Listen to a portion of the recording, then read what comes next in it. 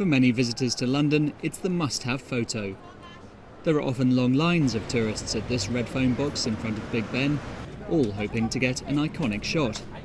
But while this cabin isn't going anywhere, the number of phone boxes across the UK has dropped sharply since the advent of mobile phones. There are now 5 times fewer working cabins than in 1990, and of the remaining 20,000, just 3,000 are the traditional red models. Carl Burge is working to restore these cast-iron landmarks. He receives phone boxes from across the country, like this model, which is being prepared for display in the former home of the phone box's creator, the architect Sir Giles Gilbert Scott. This particular telephone box is called a K2, which means kiosk number 2, so it was the predecessor of all the red telephone boxes we see up and down the country now.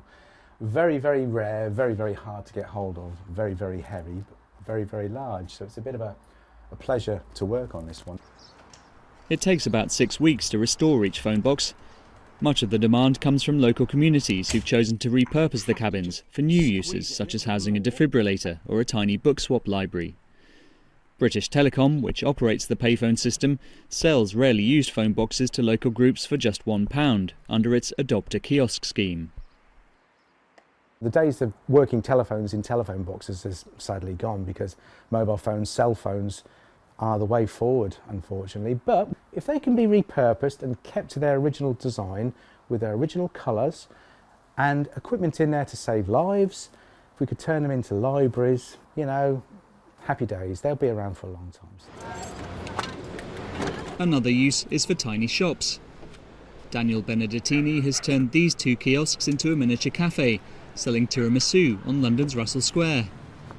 While the lack of space can be a challenge, the unusual setting is a draw for customers. People stop all the time, they take pictures, you have influencers coming without ask them, just come and make content.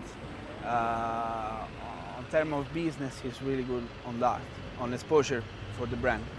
The bad thing, they have to stand outside all day.